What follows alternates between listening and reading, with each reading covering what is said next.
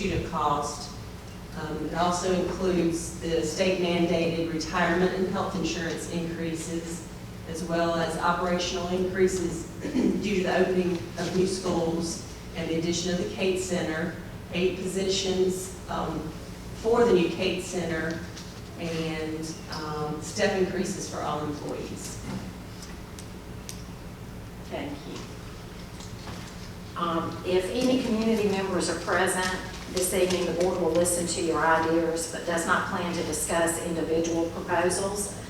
All ideas will be accepted as information only. If you would like to address the board, please make sure you fill out a card. Only Lexington residents or Lexington taxpayers will be heard. Just sit for a while.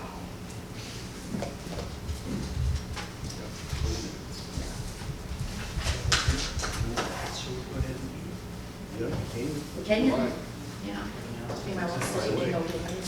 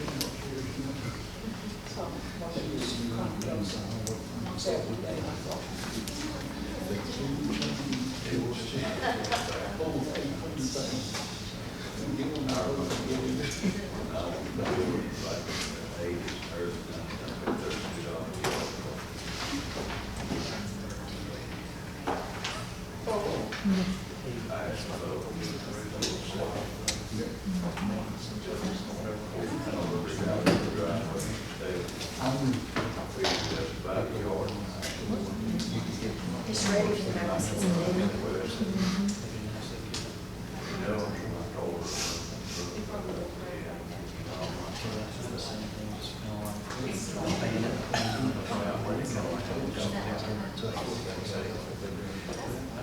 Soon they will.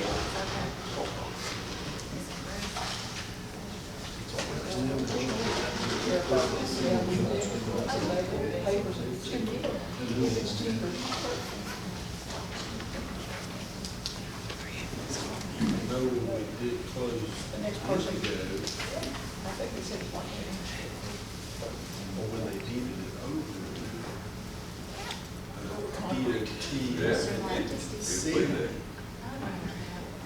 I think that's right. The city is at the end of get it from the city. But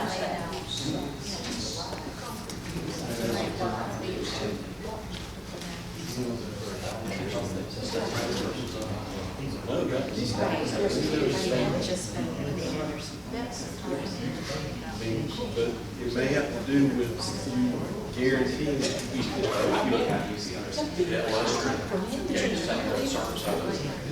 can't do anything to it. Did you send your letter stuff?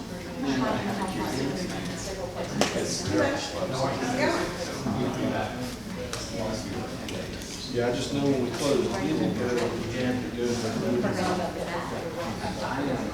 had to go to a judge the cheapest thing with the pool, the bulldozer, and the work, Our pool was good. So what made it different is if you just, you're not intending to put gates up, you're not intending to control access, it's gonna be free for the public to use or whatever, then you make it, you take it over maintenance, just, you don't want to take it over maintenance.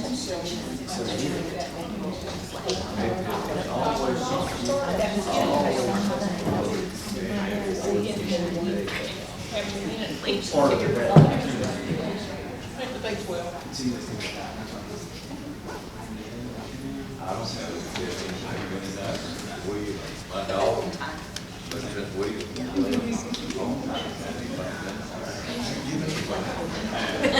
You got it. Clean, they'll turn around the shoulder or end up drying up. You got a whole lot of it. My dog done.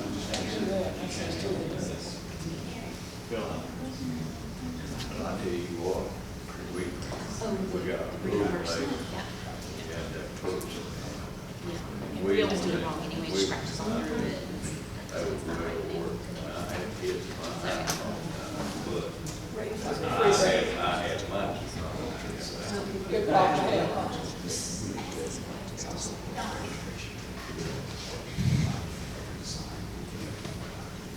What they do by your special people.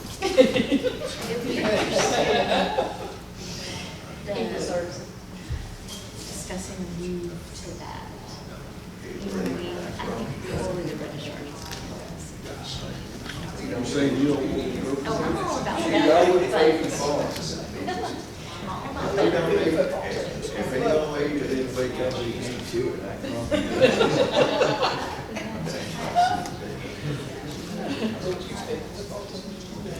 Destroy my dog.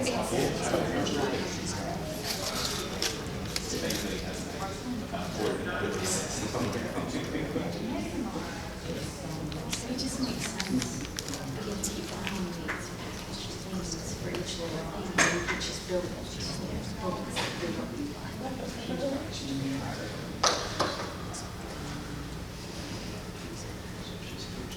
So Jim, did the lightning pop the back glass out your truck? There was no evidence of the lightning hitting my car. It had to be the concussion.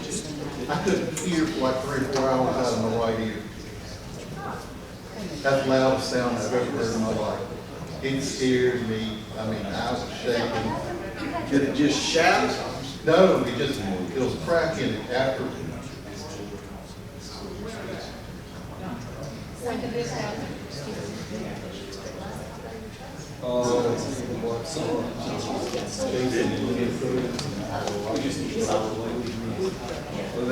was bad.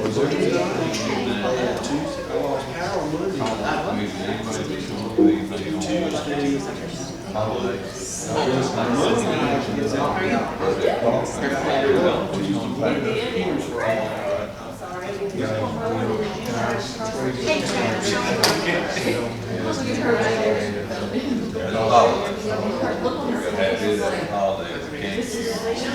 Monday night, it's out.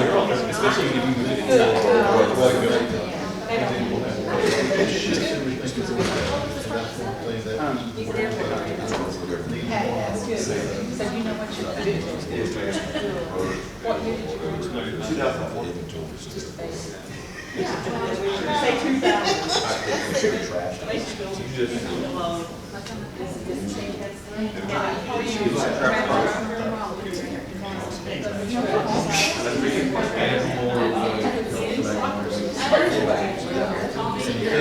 Memorial Day as well.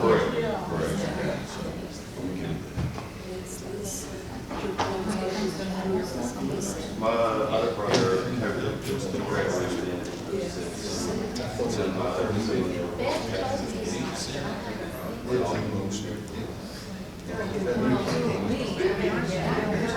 no, they just signed our permanent.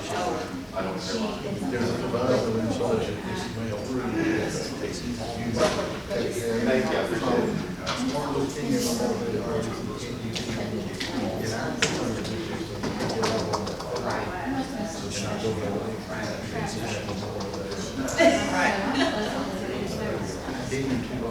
So 1 year ago, 27 more. That's that rate. They're trying to help us. So they're making. Yeah, some had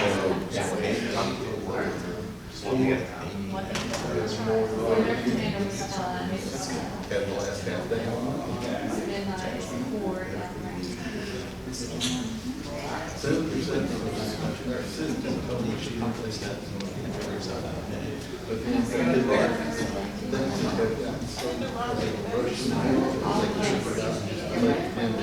That's true. Absolutely. This is the second year that they exposed it. Still didn't pass. Then got stuck in the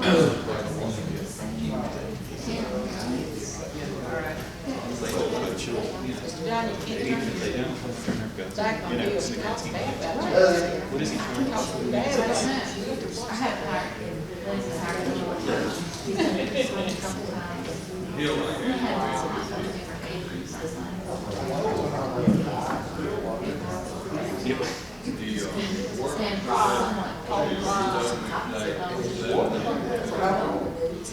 Mine for about 5 years now. Started one day and then. So everything you do, keep track.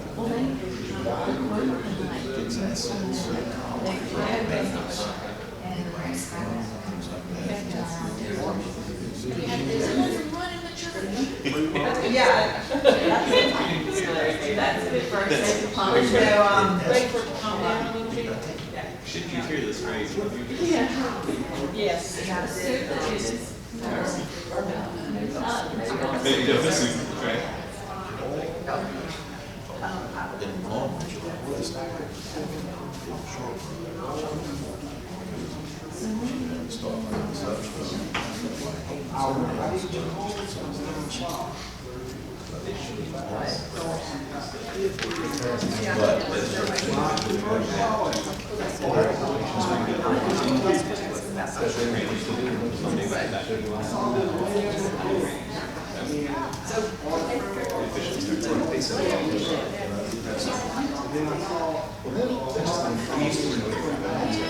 Did you tell him you were bossy?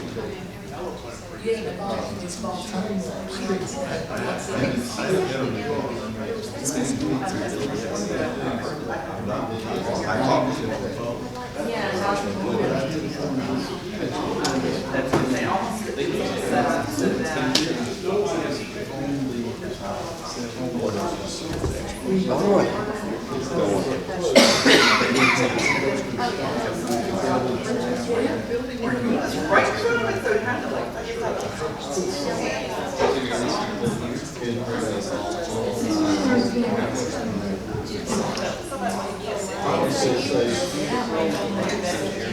And I don't have to right now. So you got through a couple of reasons. Larry Howard, he said, what's that market? They were there for contingency. Well, no percentage it was. Really, it's got more still in it. Oh, really? Yeah, I mean, the stuff I found, initially, like, the profit and all that, it's not anywhere even close to the 30,000, so even if we're more to find it, you get 20 more, you charge back to it. So really, just that, Well, we're going to be closing that one out. I got to clean modules. Your problem, my problem's not yours. so we haven't got that yet? No. No? We have a list that have about 30 items on it. Well, no, we printed it up, but we just want the letter saying everything's done. Right. The architect will send the letter saying everything's done. But Manuel, probably check it all over and all that stuff. You might want to afraid of. So I don't know. Oh, goodness. I really been asking 2 weeks ago. And the architect this morning said, hey, it's been 2 weeks since we're on. I hadn't heard anything back from her. Really?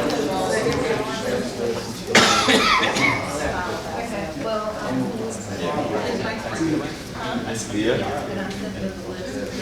There's always something. Whether good or bad. I was always excited for this question. It seems like it. Well,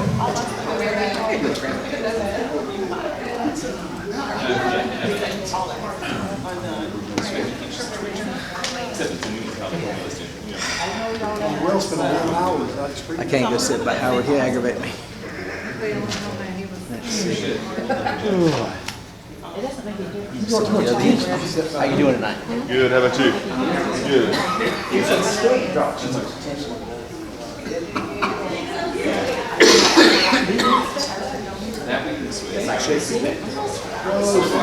Nobody else is back. You can go to the front, so you go to the podium. Nobody's up back there. That's how I'm today. Sam, how you doing?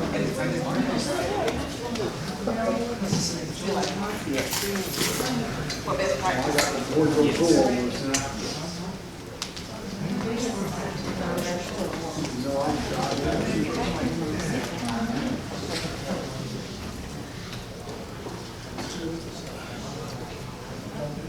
these are old, you know, 15 years old.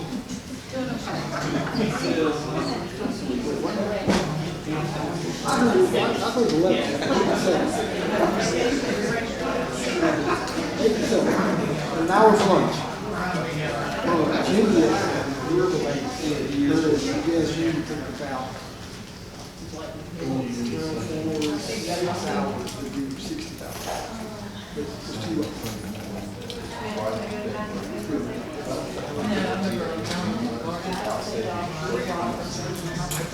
I was thinking, I took the air and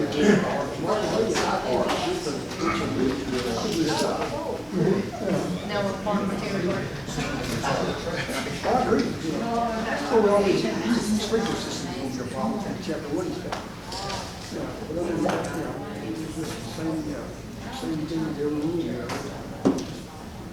We would find something.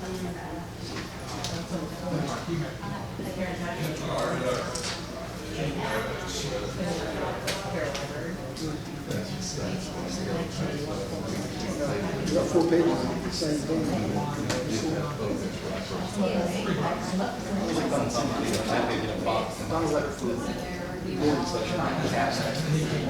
Communication around that.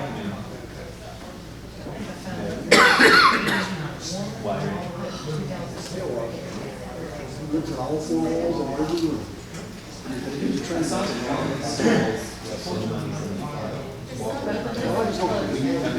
He was raising heck about the roads. The roads not right. We don't really, put a traffic car right there.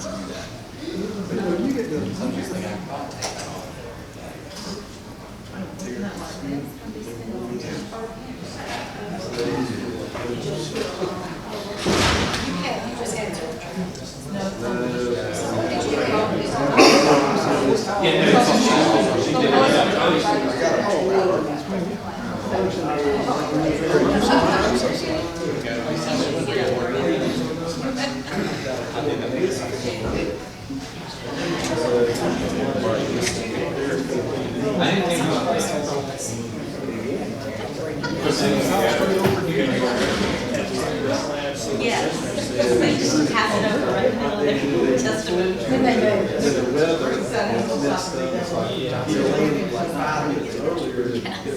did the record. Thank you. Well, they had him, I mean, they just, I mean, he was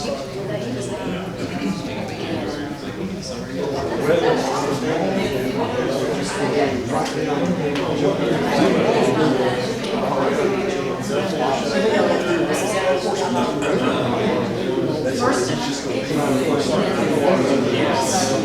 so, that had come the first time.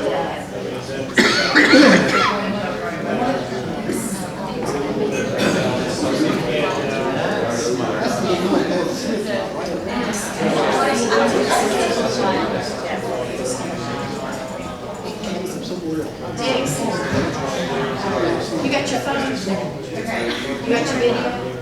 I hear Don's still on the board.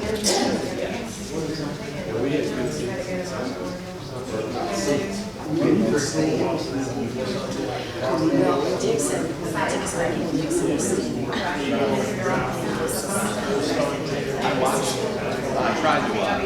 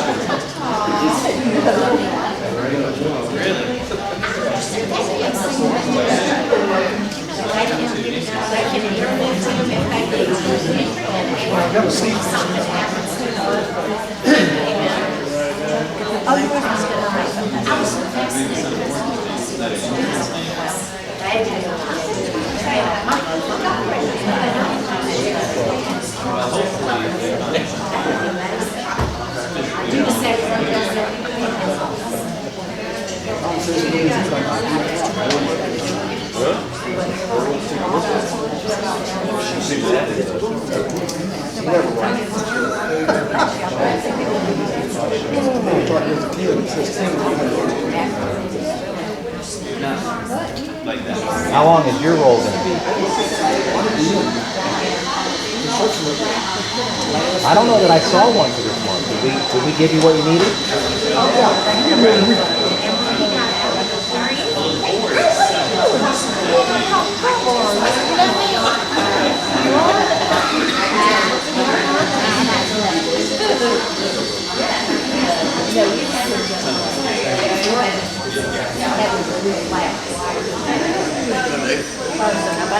Let me take the,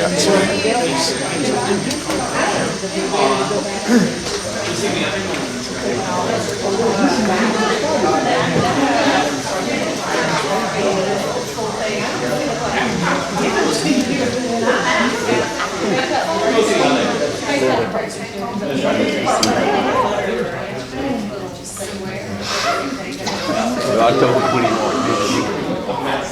about the time spending what storage room bombs. All right, I'm gonna call the public hearing on the general fund budget closed, and I'll entertain a motion for adjournment. Motion to adjourn. I have a motion, and I have a second. All in favor, say aye. Aye. We're adjourned. First item on the agenda is the invocation and pledge of allegiance, and I'll turn that over to Vice Chairman Beam. Thank you, Madam Chair. Let us pray. Heavenly Father, we thank you for this day. We thank you for the sun. We thank you for the rain. We ask that you be with us. We ask that you be with all the children and the teachers who are out this summer, and to keep them safe through the heat and through the storms. We ask that you be with us tonight to help us make good decisions, and that you guide us in everything that we do. We ask in your name. Amen.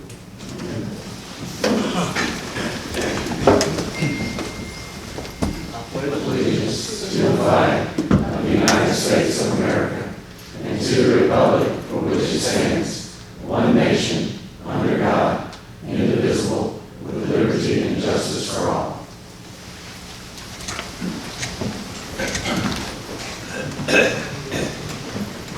Next item is the consent agenda, and if there's no objection, the agenda will stand approved as submitted.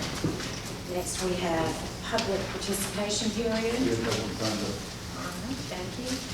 Next, we have reports on honors and accomplishments and staff. Okay. All right.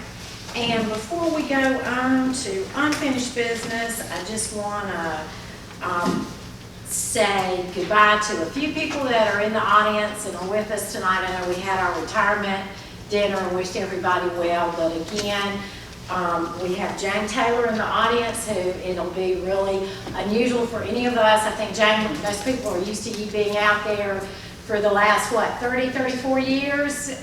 36. All right, I knew I was close, and we wish you well, and we'll miss you. And we want to wish Kelly Richardson the best, and we're going to miss you, and thank you for all your service. And I think we've said it before, Dr. Hayward, we wish you the best, and look forward to hearing great things from you. All right, we are going to move on, and if I missed anybody else in the audience, I apologize that is here. I just kind of glanced around. We're going to move on to unfinished business. Item A is second and final reading of the 2018-19 proposed general fund budget. Thank you. Can we have the 18-19 general fund budget? It's $81,145,224. It's a 1.99% increase over the prior year. It's based on the Senate version, which the conference committee did adopt. I still have not heard what full legislators met today. What we did. Most of the information we were receiving was more about SCE and G. But in regards, we think this budget will stand. It is a 1% increase to all salary schedules based on the Senate's 1% to teacher salary schedules. A step increase for all salary schedules. It also includes operational increases as well as the state mandated retirement increase, health insurance increase. It is a balanced budget and has no tax increase included. I'm happy to answer any questions. Thank you.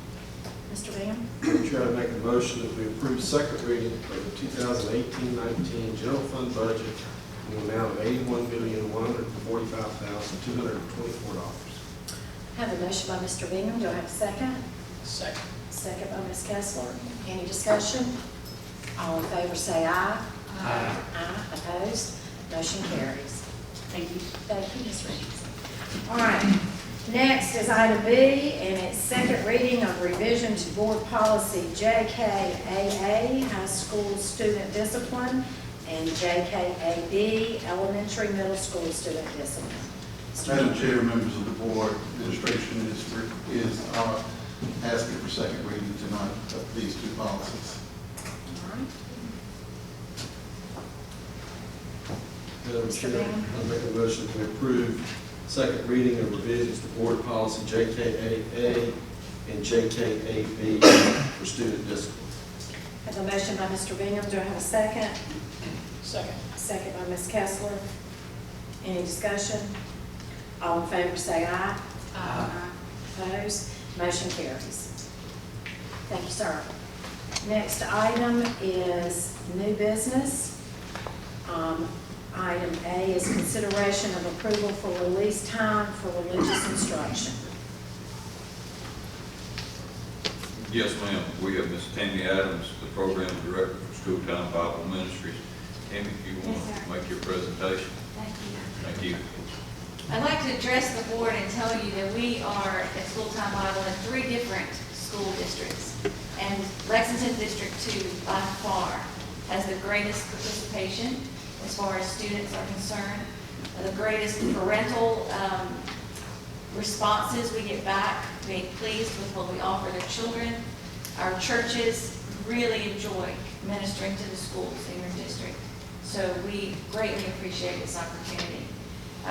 We are requesting approval for release time to be offered for students in Lexington District 2 in the schools that you have, the names of the schools there for this upcoming school year. Thank you.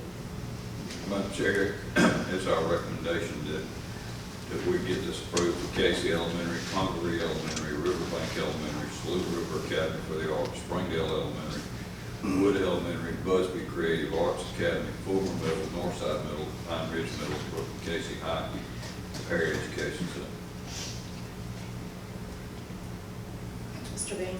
Madam Chair, I make a motion to approve the approval for release time for religious instruction at all the schools recommended by the administration. I have a motion by Mr. Bingham. Do I have a second? Second by Mr. Giles. Any discussion? All in favor say aye. Aye. Opposed? Motion carries. Thank you so much. Thank you very much. Next is item B, which is consideration of out-of-state travel for District Power School Coordinator for Power School University. Yes, ma'am, as the board's aware, it's coming out of general fund and there's travel, we have to bring that to the board for approval. We've got a new coordinator for our power school. We would like to be able to send her to the training offered by Power School University. We recommend the board approve this. Chair, make a motion to approve the out-of-state travel for district power school training. Have a motion by Mr. Giles. Do I have a second? Second. Second by Mr. Bingham. Any discussion? All in favor say aye. Aye. Opposed? Motion carries.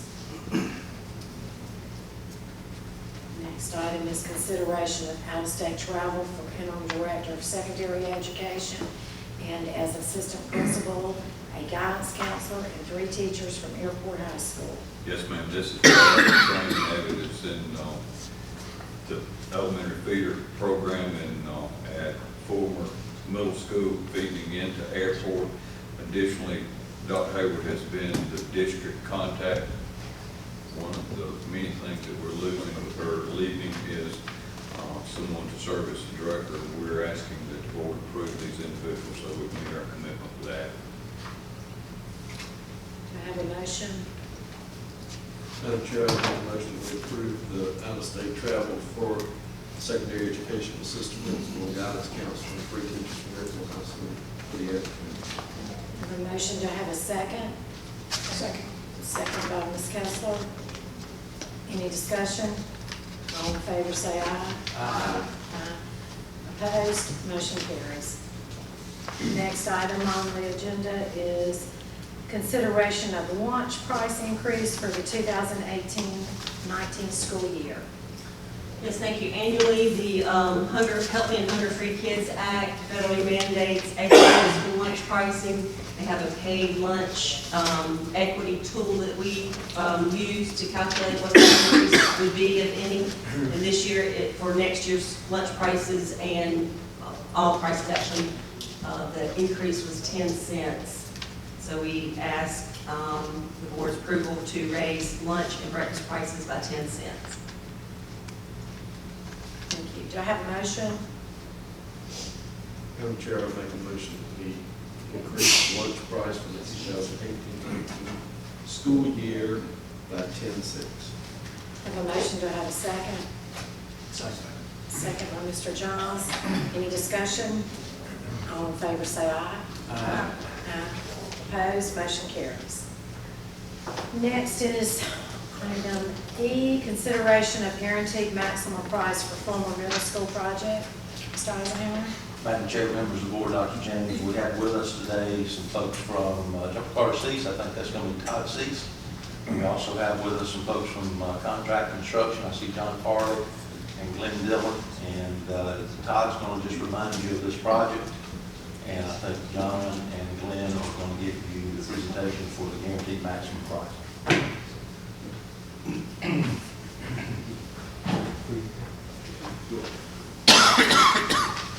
Madam Chair, Dr. James, members of the board, we're pleased to be here this evening. Thank you very much for the opportunities you've given us the past couple of years. We're going to present requested GMP 2 for the building construction of former middle school, and we're prepared later on in the agenda to provide a construction update that will be by Jim Mott, current project manager.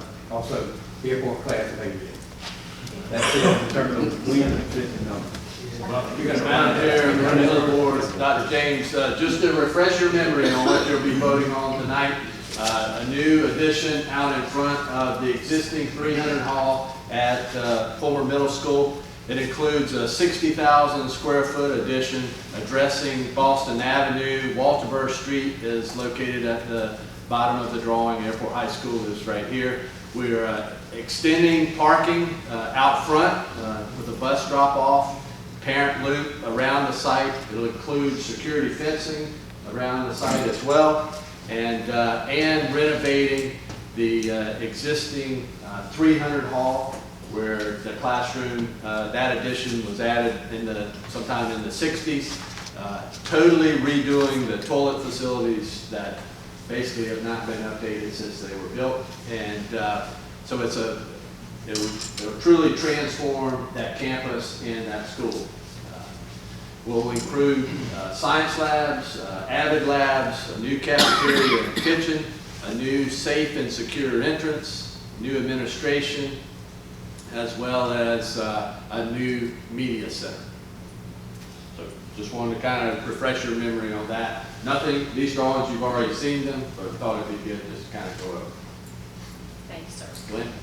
I'm going to talk and walk at the same time. Madam Chair, Dr. James, members of the board, I will hand out, I'll give you, it has everything on it Todd just said with the exception of 5 added numbers. It's just to remind you what we asked for with GMP number 1, the $1,979,634 to get started on the site work, the demo and the abatement. We're now going to add to that the building, the existing building renovations, to ask for a new GMP or additional GMP. Sorry.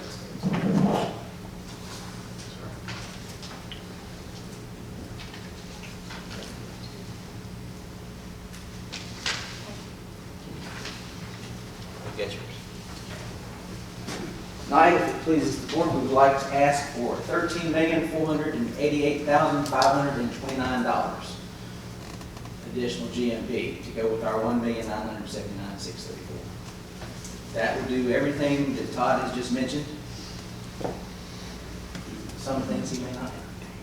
Madam Chair, I want to just point out that part of what we've been debating on is whether or not we were going to put terrazzo floors in the corridor, the hallways, and the cafeteria. And the standard that we've established in this district for new construction is that we are doing that. We're putting terrazzo in the hallways and terrazzo in the cafeteria.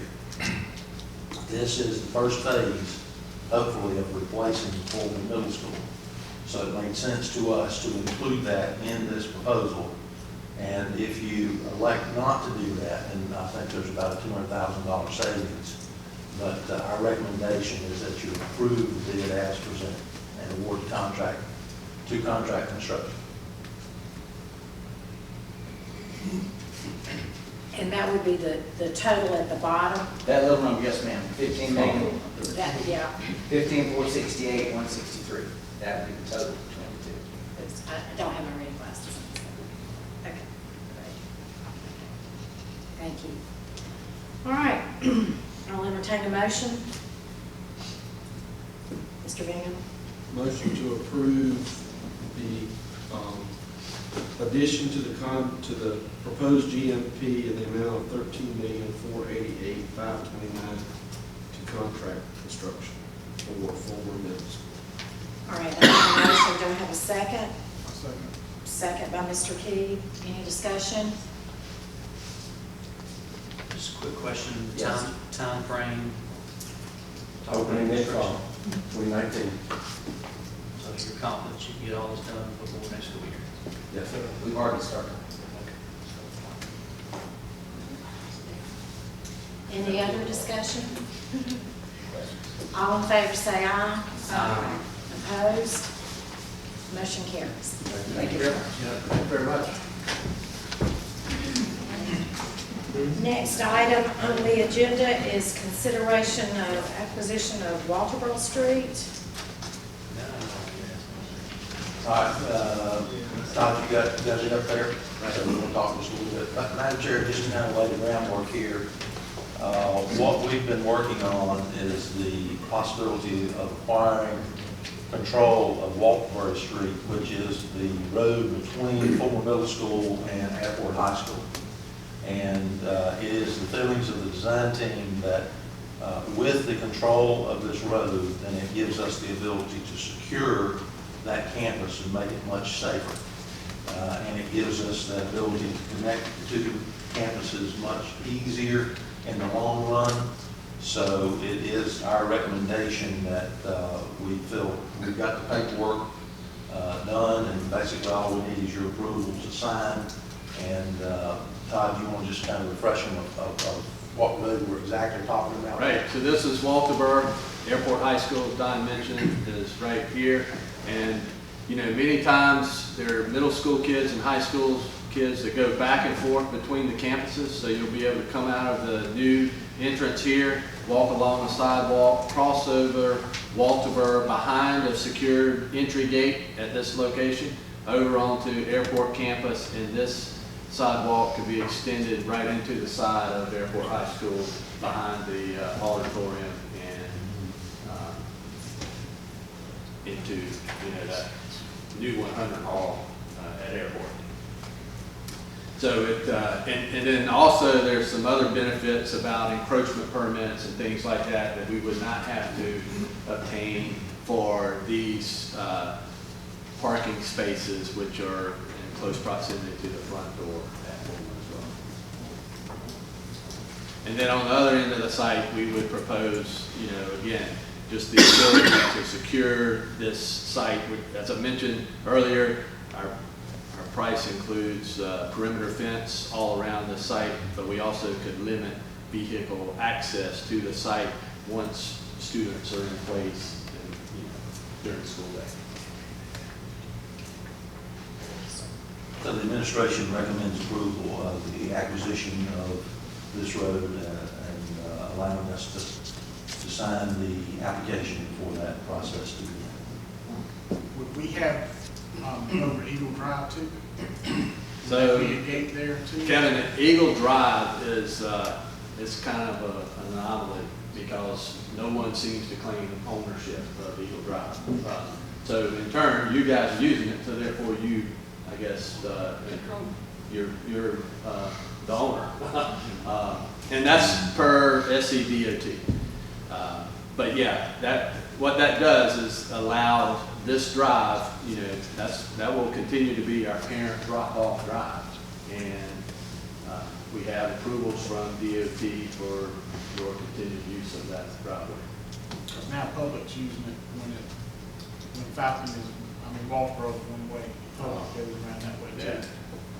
Well, it's the DOT's position that is your driveway, so we could limit access to it. Is there a cost associated with us acquiring that? I mean, obviously, I know we're taking on the maintenance and upkeep, and that's basically said it's yours to take care of. Is that how it Actually, works? it's just a signature. That's right. Mr. Lee? Madam Chair, I would move that we approve administration's recommendation to acquire Walterboro Street if possible. Second. Have a motion and a second. Mr. Lee? Now, if we're going to limit access to that road, why would it be any different when we closed Indigo Avenue? We had to go to the court, and the court had to actually close the road for the school district to actually put up gates to use it. So I don't know that it's going to be as simple as them signing it over. I think you can take over maintenance and leave it like it is, but if you talk about limiting access to it, I think you're going to have to go through the city and the court to close that road. Bill, we'll do some investigation on that. I don't know. We were just relying on information from SCDOT. Well, they'll be happy to hand over maintenance. Right. But that doesn't mean you can do with it what you want to do with it. I mean, Jake, you can speak to this, but we had to go through the judge in order to close the road. The question is going to become whether or not DOT presently recognize it as a state road. Do they? They do.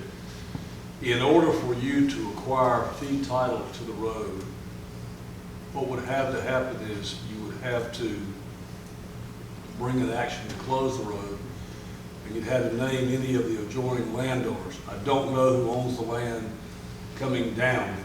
Who owns the land on the downside over there of the road? Come on down. Right here. But where are we closing it? Yeah, back here. So All right. Who owns the land that abuts it? Lexington 2. All of it? All of it. The ability to close that road is going to be is going to be That's the relatively, maintenance shop. it will not be a hard process to close it.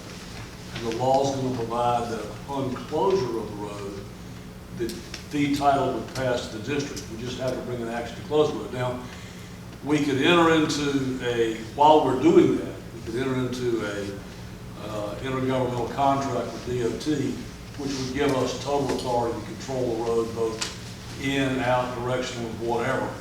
And that would be a relatively simple process. But if it's actually owned by the state, they can't just give you a deed to it.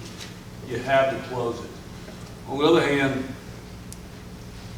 I kind of like to keep the state road because then they have to fix it. If they keep it a state road but give us the right to basically direct how it's used, we're golden in that way. We'll talk a little bit. Just call, we didn't talk about this, but this is easy. If we keep that a state road, though, that parking along Walterboro wouldn't be allowed on a state road. They're not allowed to back into Walterboro. Maybe. I deal with DOT an awful lot, and I know they got some mighty strict restrictions, and then that drop-off loop so close to Boston Avenue would probably be an issue with regard to DOT regulations. Absolutely. But so I think that's the reason to try to own it, and you can own it and maintenance it, but when you're talking about putting gates up to limit access, I think that's what requires a judge's action to close the road. But I'm not the one to say, I'll be the lawyer to say it, but we had to go through all that for Indigo Avenue, so I don't know why we would not have to do that here. Let's talk to DOT, but, you know, in the long haul, you probably want to have total control over it. Close the road and take title to it. It's easy. Close the road and take title. We can do that. It's a piece of cake. You can, now it may take 6 months to actually get it totally closed to the deed, but you can do we can make arrangements to do what you want to do while we're in the process of closing. My only point is I think it's more than signing that piece of paper. You're right about that, my friend. Absolutely. I think the other issue we may have on that side is the top left of the property, in the top left corner. I think that is privately owned. Right here? With that, up above that, that little driveway there feeds that private property up in there. Okay. That's his only access in and out.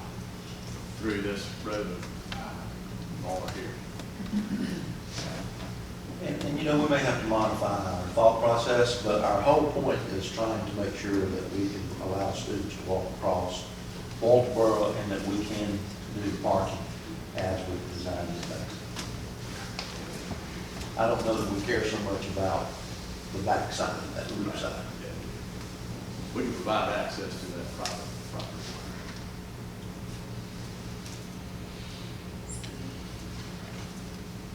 All right, we have a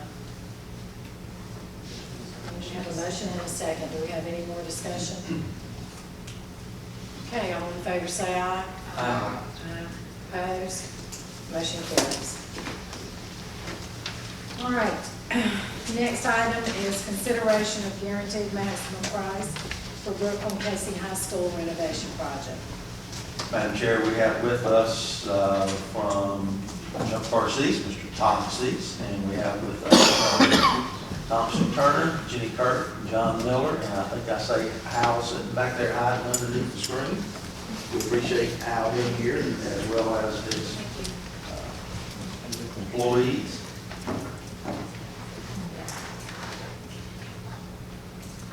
And while Jenny is handing out the cost information, again, just to orient you a bit, State Street's located across the bottom, Knoxville Drive over to the right, and we're proposing totally renovating the auditorium, upgrading the north wing, and then renovating the science and technology, which is the existing vocational building. This is currently the parent drop-off drive of BC. State Street's out to the right. This is the footprint of the auditorium in light blue. It will include new seating, new lighting, new sounds.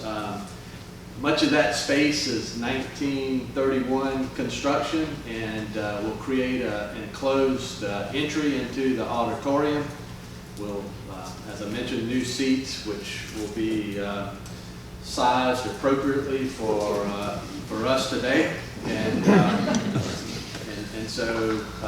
then back behind, we're providing access to a green room type space, scene shop, and then dressing rooms for the students that use the stage for production, and then modifying the first aid area.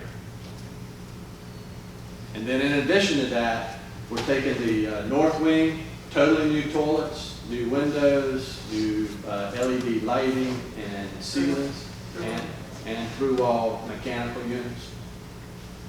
And then over in the vocational building, creating new toilets, which will bring BC High School in compliance with the current codes about the number of fixtures that are required. These toilets are centrally located on the campus so that everyone will be able to get to those restroom facilities fairly easily. It includes I-2 Tech Phase 4, and it includes just the demolition of this space, the multi-use space that could be used by cheerleaders or wrestlers or softball and baseball or whatever the school deems necessary.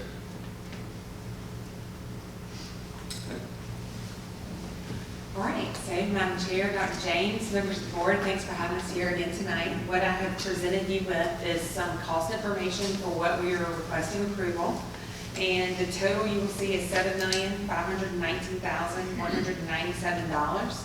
We have broken this into two packages, one of which is exclusively for the asbestos abatement that we will be performing both in the auditorium as well as in the vocational building, and an entire new roof for the vocational building. These are items that we're going to manage on behalf of the district, and as I understand, Mr. Heisenhour is going to be able to cover that with CPF funds. And then the second component of that is the balance of the work. So everything that encompasses the auditorium, the north wing, all the scope that Todd described, we can get into more detail of that if you have any questions, as well as everything in the Science and Technology building, which includes all the new toilets, I-2 Tech core, and demolition requisite to really create a good shell space for you over there to be able for your students to go ahead and start using. So you see the breakout prices. All of this does include a 5% construction contingency of $312,586. So if you have any questions, I'll be happy to entertain them, or we'll request your approval. Madam Chair, the way that we would like to do this is to ask for approval to do the $549,716. We do have $500,000 set aside in CPIF for roofing at this project, and we would like to utilize that fund that we've already had approved by the board. So we'd like to ask that you do that as a separate contract, and then we'd like to ask that you approve the $6,989,481 as a separate contract, both of which will be awarded to Thompson Turner. Madam Chair, I make a motion that we approve the contract for asbestos abatement roof replacement at the Science and Technology building in the amount of $529,716 to Thompson Turner Construction. All right, I have a motion. Do I have a second? Second by Ms. Kessler. Any discussion? All in favor say aye. Aye. Opposed? Motion carries. Madam Chair, make a motion that we approve the Science and Technology renovations in the amount of $6,989,481 to Thompson Turner Construction. A motion. Do I have a second? Second. Second by Mr. Giles. Any discussion?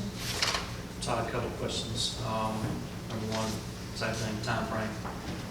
What are we looking at from a start to finish time frame on this? So we'll get started as soon as we can, hopefully Monday, and there'll be several phases. The first phase will be the Science and Technology building, which will end up will finish in December. Then the auditorium will finish in April, so that the auditorium is available for end of year. events, and then the whole thing will be done before school starts, fall 2019.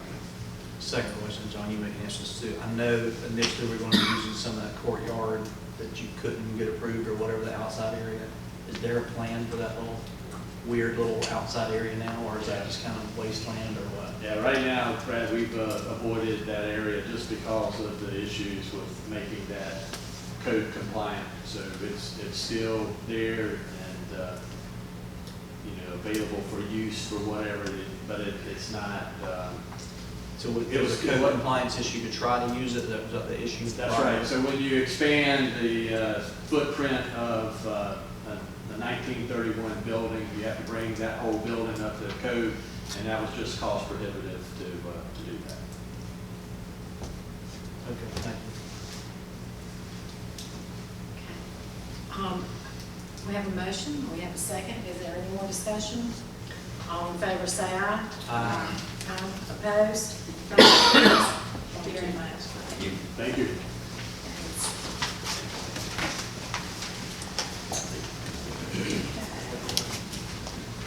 Next, we have consideration of request from MBCOM for additional funds to replace spent contingency money for the Springdale project.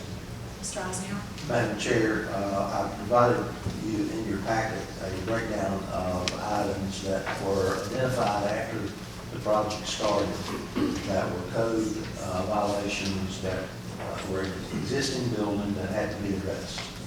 And what MBCOM is asking us to do, due to the fact that they're going to need to accelerate their schedule and things like this, they're feeling uncomfortable about the amount of contingency funds that are left after we dealt with those code compliant issues. So we're asking that you replenish a portion of the money that has been spent there in the amount of $336,875.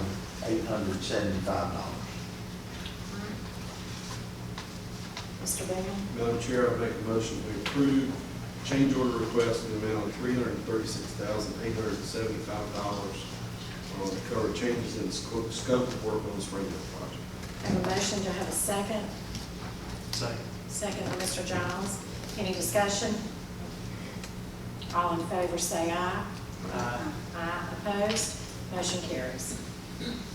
Next item on the agenda is consideration of interactive panel connections and telephone replacement at Davis. Madam Chair, you know we are moving forward with middle school into Davis, and Davis is also going to be used as an alternative school whenever we finish with all of the moving. And we are in need of a bell system and that sort of thing for Fulton Middle School, so it made sense to us to go ahead and address these issues now.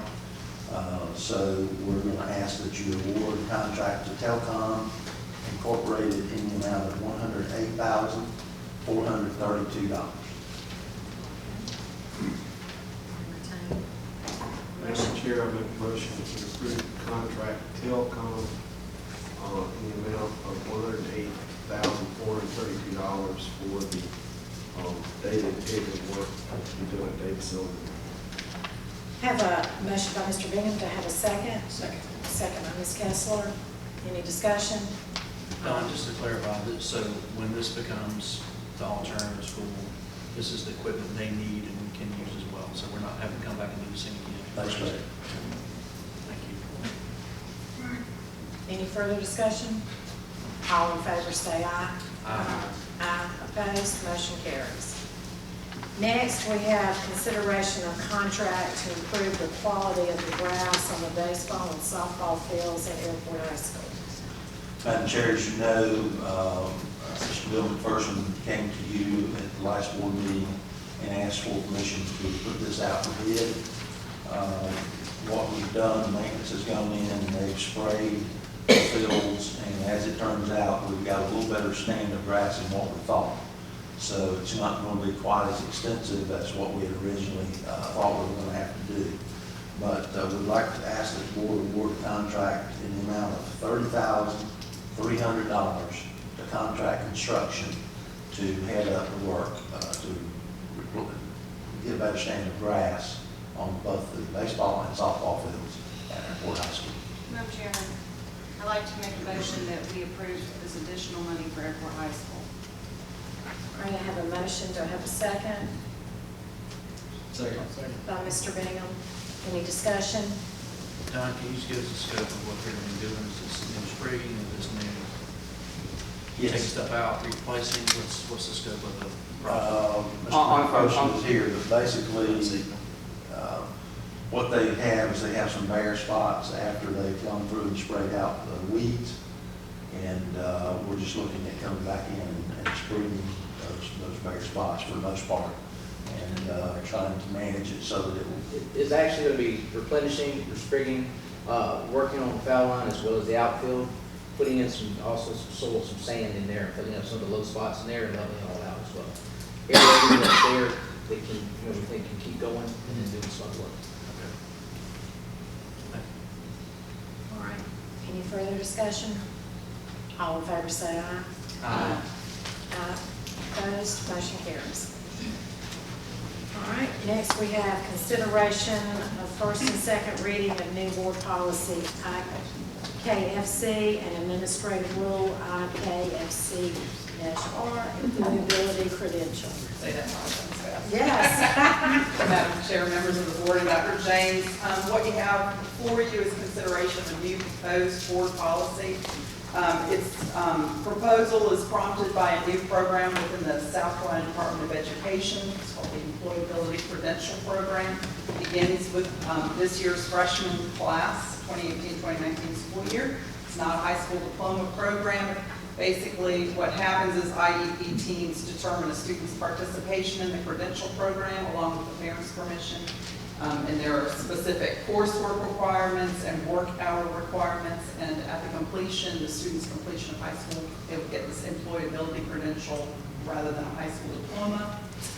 We already, as a district, are a bit ahead of doing this. As you know, we have a community-based work training program for some of our high schools already. So for us, it will just be streamlining some of the work we already do with the new requirements from the Department of Ed for the work hours and for the coursework. And just as an aside, we have 37 students from Airport and 14 from BC this fall will be participating. Any questions? Mr. Bingham. I'll make a motion first. Consideration of first and second reading of board policy IKFC and administrative rule IKFC-R. We're going to have a motion to have a second. Second by Mr. Jones. Mr. Bingham. Now, explain to me the high school credential versus diploma. So we're making a decision about whether they're going to be able to get a diploma, and if not, they get a credential. And if they get a credential, how does that affect our report cards and whatnot? Is that a negative? Is it like they didn't graduate, or what's the ramifications of that? Or are we just taking on folks that can't get a high school diploma, and instead of them? I want to understand. Great question. So the initiative, the original initiative involved this being an alternative to a diploma, so it would carry the same weight in the community, but that legislation did not pass. So essentially this is kind of second best, with that still being the effort on the horizon. So by solidifying it as a district credential, the hope by the State Department is that it kind of gains some weight in communities throughout the entire state, so that employers in the community know when they see a student who has this credential, okay, sure, they don't have a high school diploma, but they still do carry some very specific academic and employment skills to be able to work in my shop or wherever they're applying. So this currently coincides with what we currently call our SET program, which is our Student Employability Training Program. And those students are coded as dropouts, and they will continue to be coded as such with this new program. Again, the hope is that that changes down the road. There's no grandfathering of students in this. This is only the freshman class moving forward. So their hope is that once they get students who are doing all of the work, it's 360 work hours they have to have. It's pretty hefty in that regard. So the hope is that that will change, but right now they'll still be coded as dropouts. And it's not an alternative to those students who maybe aren't putting forth the effort to complete their high school diploma or things like that. This would be, you start with this initiative, not I'm in my junior year of high school and I realize this really isn't going to work for me, so I'm going to jump back to this program. And it has to be approved through an IEP team. Parents have to sign. Parents have to sign off on it as well? Each year, a parent has to sign acknowledging that it's not a high school diploma. So somebody's making a decision at the 9th grade level, they're just not going to be able to get a high At school the 8th diploma. grade level, yes, sir. Or 8th grade level. And those decisions are not made lightly. I will say both of our high schools right now do a tremendous job of coming to those 8th grade transition meetings and really helping IEP teams who may feel a little scared about sending these kids out to be more independent or in those harder classes. High schools are really encouraging them to step up to the plate and let's start them on a diploma track. If we feel like there's any potential, we're going to start them there. And if the team then feels like, okay, we've tried, we've put in supports, we've provided accommodations, and thinks still truly this child cognitively is not going to be able to do that, then an IEP team can switch that. Does that make sense? Could they be switched at any point during their high school career? So if they got to a junior, it's like they've tried. Technically they could, but I know that's not the again, goal, but- well, but it's not a decision to be made lightly. So typically within their freshman year, in our experiences previously, again, the high schools are doing such a nice job of supporting those students. They generally have an idea at the end of their freshman year whether or not they're going to be able to pursue the high school diploma or not. But this is federally mandated, we have to do this. State mandated.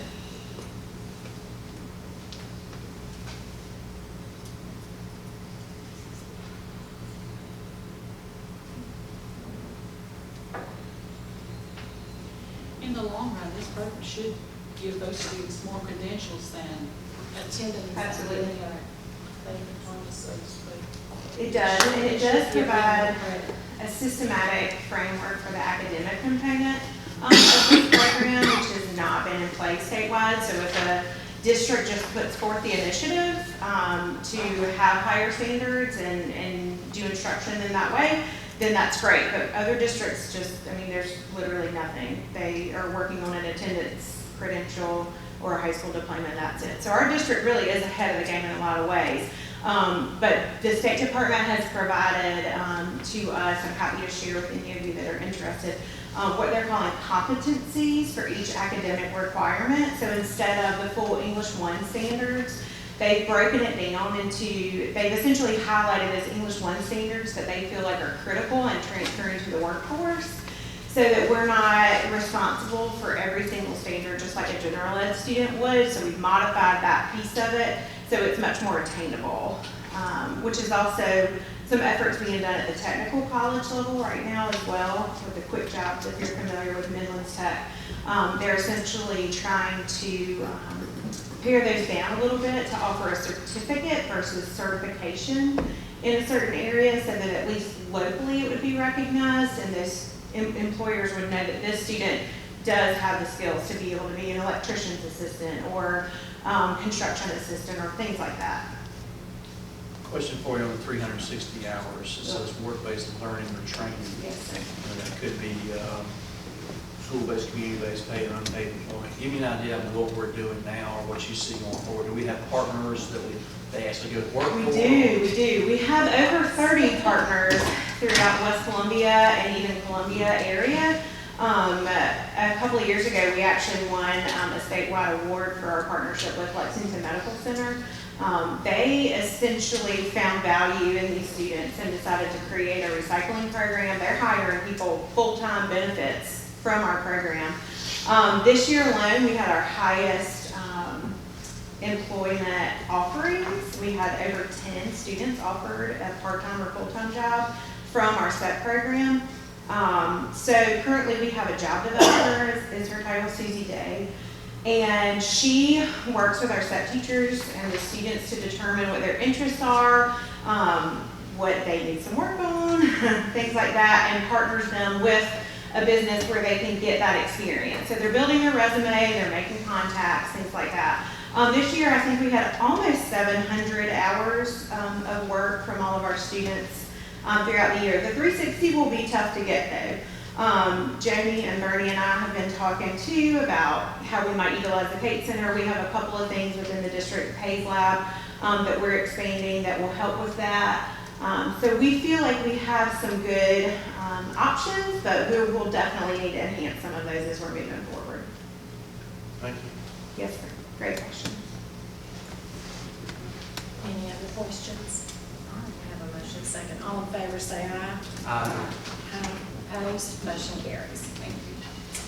One of the things that we're doing this summer is going over some of the existing board policies to see whether there's any updates or revisions are needed to them. And so what you have before you next are some proposed revisions to policy GBEB and the administrative rule GBEB R1, staff conduct.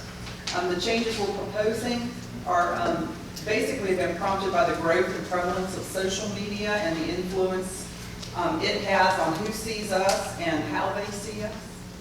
So the proposed changes in the document that you have before you, on the first parts of the policy, add language about electronic communications and specific types of devices, phones, computers, social media, things of that nature, as well as we've added some language that acknowledges that how postings can affect an employee's ability or credibility in being able to perform your job, that whether you are posting during the school day or in the evenings. So that's been added. Other additions, proposed additions, I should say, to that policy in the administrative rule involve more detailed descriptions about types of tobacco and drugs, because again, there are a lot more of those kinds of products. And one of the other components of this is the process for how an employee, in the rare instance of an arrest, how they have to handle that in informing the district. It gives who they have to tell, what kind of time frame they have to tell it, and then how they keep the district informed about their case. You may have any questions about that? The GBEB and the administrative rule GBEB R1. Thank you. Madam Chair, I make a motion to approve for first and second reading the board policy GBEB and administrative rule GBEB-R. We're going to have a motion. Do I have a second? Second. Second by Ms. Kessler. Any further discussion, Mr. Giles? I have a question and/or just some of the language that I'm concerned about. On the first page, when it's talking about the personal life of an employee, postings on social media, et cetera, et cetera. It says if it is deemed inappropriate by the district. How are we going to determine and who is going to determine the inappropriateness? I can speak to that. Very broad, maybe. Mr. Giles, Madam Chair, Member of the Board, Dr. James. What this means is that any activity that you post, first of all, we're all representatives of Lexington School District too. That's one thing that's harder and harder to approach with some new employees, because I mean, that means when you're at Milo, that means when you're parking your car and when you're in the school building. If postings are something that causes an insurrection in the school, in the building, talking about events that have no purpose in the classroom, or they talk about events having to do with the confidential nature that, first of all, it's just a breach of a contract. Those are the kinds of things that we talk about here. That's what that means. And I'm not opposed to that. I'm just saying yes. who's going to determine that and how are we going to determine what may be considered inappropriate to me is going to be different for someone else. So who's making that call? Ultimately, Mr. Giles will go through the procedures that are set in place. Again, in HR, Okay. then all employees would have a right to appeal to the superintendent. At that point, if they weren't satisfied with the superintendent's decision on it, they have a right to petition the board for an appeal. So we would handle it through the policies that we already have. Okay, thank you. I'm not opposed to it. I'm saying we need to understand that's a very wide open debate. And a lot of people have different ideas as to what. Correct. A lot of people have different ideas. That's right. You know, most people I have found when you approach them and you say, you know, that might not be the wisest thing. You know, we're not taking away your First Amendment rights, but if you're a teacher in the classroom, for example, and you're engaging in profanity and this and that, and not only that, you're talking to your students and likewise about that, that's not appropriate. And I don't think, you know, they may not agree with that, but we can certainly say that we find that inappropriate to be a teacher of record in our school district. That's just, and you're right, it's very broad, and this is the policy that 97.8% of the school district will issue disciplinary action over, and it is the hardest to move forward through, but we do follow our protocols, we do follow our policies. And it's not a personal decision. I mean, it goes through a number of actions. In other words, it is an objective process. Getting someone sometimes to understand that is a little difficult, but most people that I talk with, they come around to that, most people. Oh, I think it's needed, there's no doubt about it. It is. Thank you. Thank you. All right, we have a motion, we have a second, further discussion. All in favor, say aye. Aye. Aye, opposed, motion carries. Thank you. Finally, I have for your consideration revisions to policy GBEBB and administrative rule GBEBBR. This is staff conduct with students. Again, the primary goal was to add specific types of electronic devices that could be used in teacher and student communications, and revising some of the language in those policies to include some of those electronic devices and that related information. In the administrative rule, we again added specific types of electronic communications and social media, and we also expanded again drugs and types of drugs and tobacco in some of the list items. And we did notice, we did add, I should say for your consideration, talking about a preference in how we communicate with our students, between students, families, parents, and asking that whenever possible, it is preferable to be on a district-issued phone or equipment, unless that is it. Personal data is the only option available.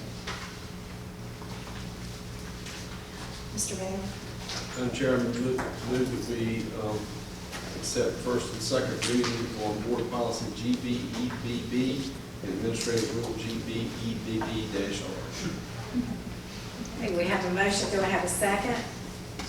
Second by Ms. Kessler. Any discussion? All in favor say aye. Aye. Aye. Opposed? Motion carries. Thank you. Thank you. All right, next we have consideration of requests for overnight or out-of-state student travel. I'll turn that over to Ms. Brown. Is she down there? We'll do the out-of-state for us. I'm good. You good? All right, Ms. Madam Chair, I make a motion to approve the consideration of overnight or out-of-state student travel for the airport high school student government. I have a motion. Do I have a second?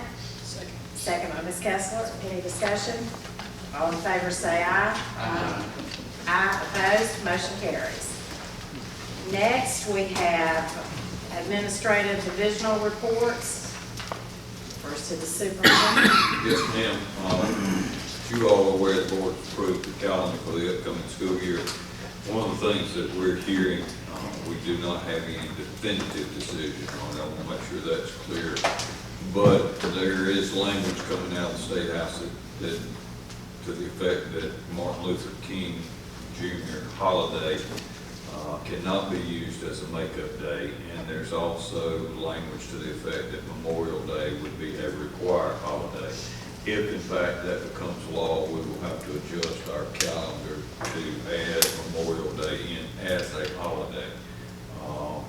Hopefully we would not end up impacting any weather-related days, but right now we do not have Memorial Day in.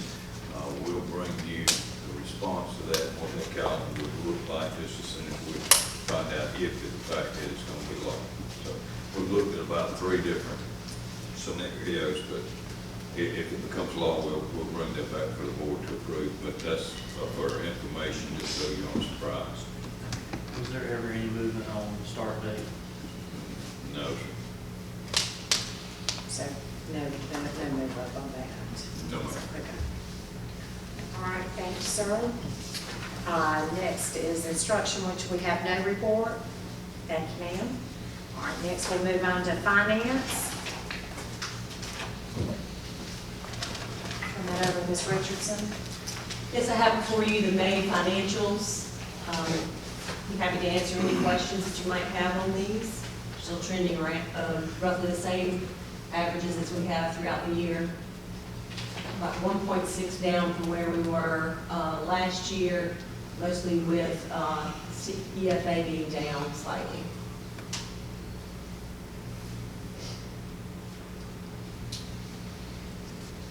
Then we have expenditures.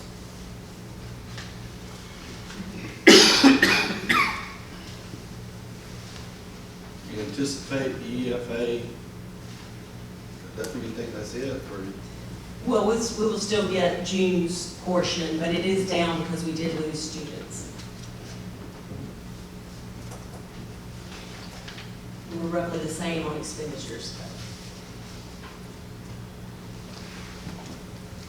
Just early projections, we are probably going to be fairly close to where we were with fund balance for last year. We may be down slightly on that. We have a lot more payouts at the end of the year with so many retirees and such. So that'll be up, I would anticipate, from a normal year, and also with EFA being down, but I don't think it would impact it majorly. So roughly what we added to fund balance last year, we probably look towards for 17, 18. I'll be happy to answer any other questions you have on the financials. If none, we'll move on to the referendum. And again, I'll be happy to answer any questions you have there.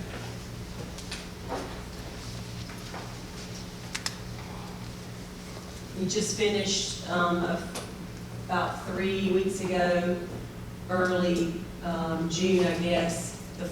We've gone through the first 100 million, just started on the second 100 million first 125 just started on the second 100, the last 100 million that we issued. So. If no question, that's all I have. Thank you. Any questions? All right, thank you, Ms. Richardson, and if no objection, the monthly financial reports will stand approved as submitted. Next is administration and student services. Mr. Eisenhower. Madam Chair, members of the board, Dr. James, we have provided for your information construction update. And once again, Mr. Kugler headed this up. And this, if there are any mistakes, it's because Kay wasn't here.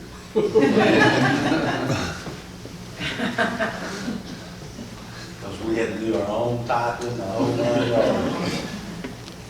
And it was a blessing. You have to answer any questions you might have. This is not working, but I think you're ready here. With the Brooklyn Casey tennis courts, were those properly installed to begin with? The problems that we're having with those cracks and things? I don't know how old those courts are. Not that old. But you run into this sometimes,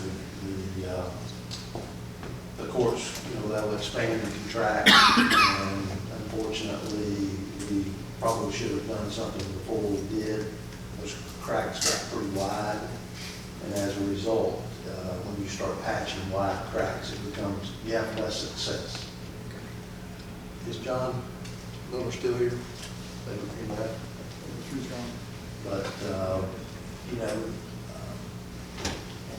we did the best we could with what we had, and we're hoping that they will last a while. But sometimes, you get soil that expands and contracts. I know I had in one case, we had bad soil, so we had to put some concrete and mix it in with the soil in order to get the quality of soil we needed. I really don't know how the ground was prepared underneath. So that you think that the repair job's going to work successfully? Yeah, it'll work for a period of time, but the repair told us that they would more than likely come back. Okay, another question I have is on Springdale. They say, here you say that you've already moved the books back, personal belongings of teachers back in their classrooms. Will those teachers be permitted to go into that part of the building so that they can get their rooms fixed up before school starts, so that they won't be there 2 weeks prior to school starting, making it a really long August? Brian, do you remember the inspection date that we have set aside for Springdale for the entire building? It's in July. This is July. We've got some final inspections. I can't remember. I'm thinking it's around the 18th or something like that, maybe? We have final OSF July 24. 24. With a successful passing of that inspection, with the Office of School Facilities, we would work with the administration, and the administration would have to create a time frame for the teachers to be back. Thank you. We've been working in this construction work for a long time. Rarely do anyone say anything back to the administration about it. I'm going to take at liberty to say something tonight. When the task force began on the bond referendum, the administration at that time really encouraged the board to do everything we needed to do to have things in line so that when that November came and the bond referendum passed, that we would be hitting the road with shovels in the ground. Well, it didn't work out that way. We sort of waited and waited and waited about 1.5 years or so to get started construction, when this administration that we have now came into Lexington 2. When they came in, things started happening. And I don't think we let them know that very often, because we've already moved into several of our buildings. We're close to moving into 5 more. We're getting next to the last one, we hope, into construction work now. This administration took that $225 million referendum and grew it to $244 million. There's a lot of kudos that they deserve, and they've worked with a lot of things, and it certainly hasn't been pleasant on some of that. So I just want to say thank you for the hard work that you've been doing. I'm really pleased with what we're looking at. We don't have all the bells and whistles. We didn't have enough money for all the bells and whistles, but I think we've got a lot of bells and whistles. And I just want to say publicly thank you. I think we're looking good.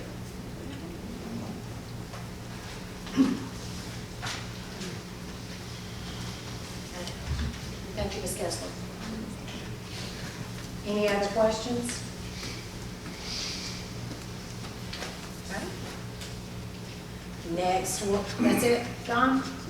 Okay. Next, we'll move on to Human Resources, and we have no report. Is that correct? All right. Next, I'll entertain a motion to go into executive session.